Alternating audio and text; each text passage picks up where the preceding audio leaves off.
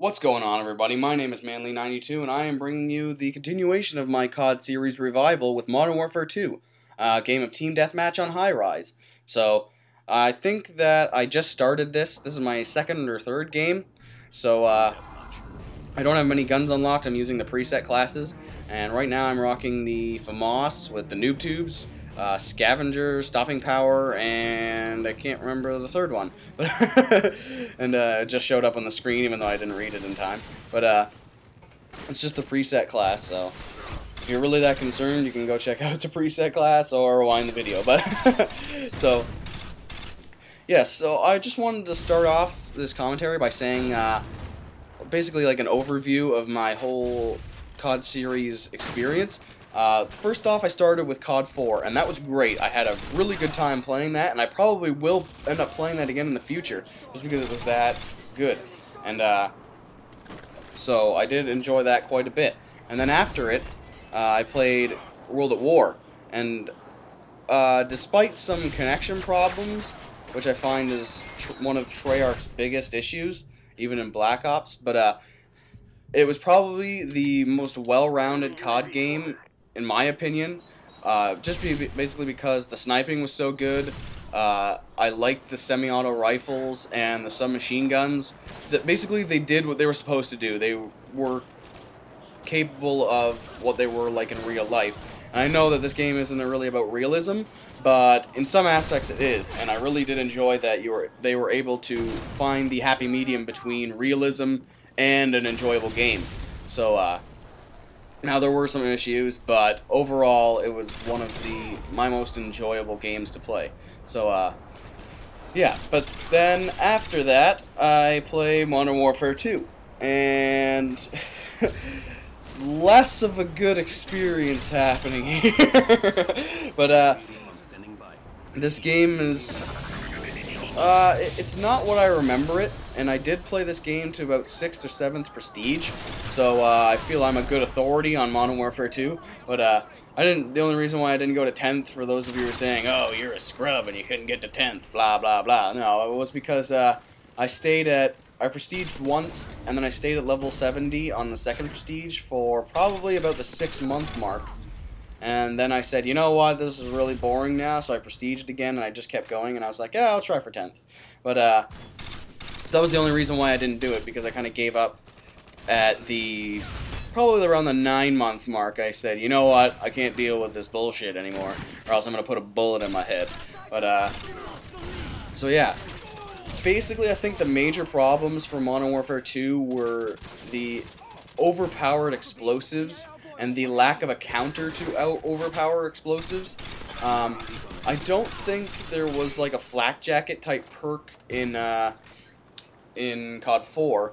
There was in World at War, but and there was also the Juggernaut, and there was Juggernaut in COD 4 too. And a lot of people hated on the Juggernaut, and now, for the most part, I agreed with them, probably because I never experienced it firsthand. But now, in hindsight, I'm thinking Juggernaut is a necessary perk, as is Flak Jacket. Basically, well, I know there's whatever it is, the Blast Shield, but come on, that was stupid. And that was probably like an aftersight, because they were probably just like playing it in the office and be like, wow, we are getting absolutely raped by claymores, noob tubes, secondary noob tubes, Semtex spamming.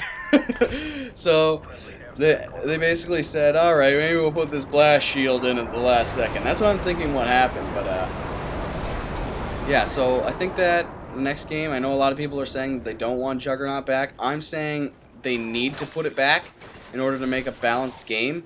And the only perk I would advise removing is Second Chance, or Last Stand, whatever you want to call it. Any perk that has you falling down, getting an instant drop shot with a pistol, and due to the horrible hit detection, getting random headshots, such as in Black Ops, anything that allows you to do that should be no. But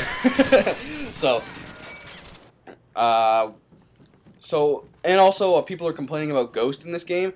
I don't think that Ghost is the issue, that the perk is overpowered. I think it's that the perk is put in the wrong slot. But I'm just going to interrupt and talk about the gameplay here. This guy totally outplays me, and props to him.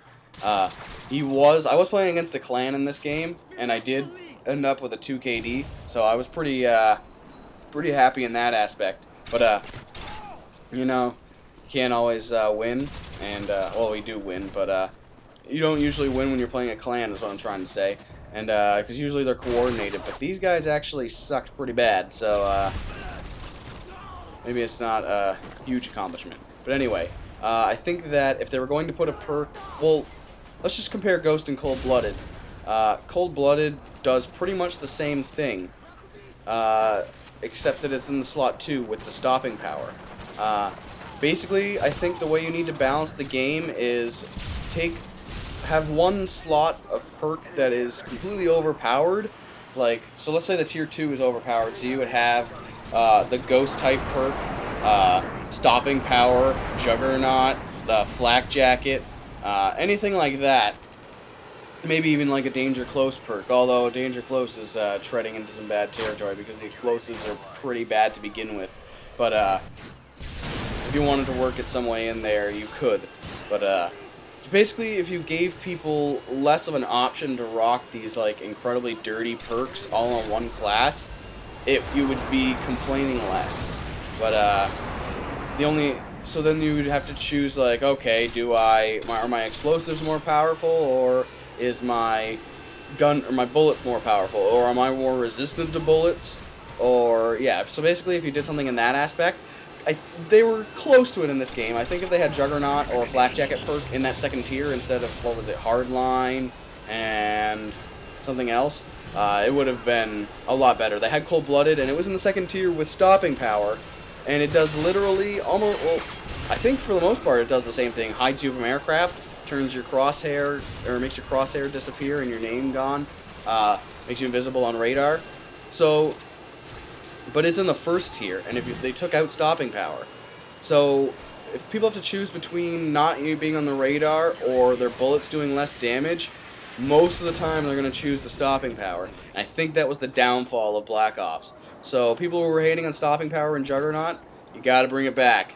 But, and I'm pretty sure that I think that'll remedy most of the problems that people are seeing. But I think I will play Modern Warfare 2 a bit more. It left me with a bad taste in my mouth when I first played them in this first session yesterday. So I kind of want to get the ACR because I picked it up here and I said, okay, I think I'm going to need to play till I get the ACR. Although it's level 40, high 40s or something like that, I think I might be able to grind it out until then.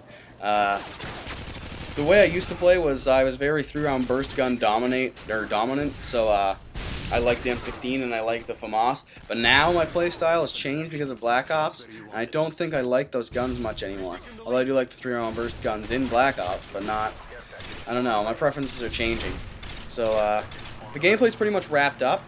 You will definitely see some more Modern Warfare 2, unless I completely rage, but yeah, so I will have a full-length discussion comparing all the Call of Duties and what I hope for in Modern Warfare 3 closer to its release. But what did I go there? 25 and 11, not too bad. But remember to comment, rate, subscribe, and I'll see you next time.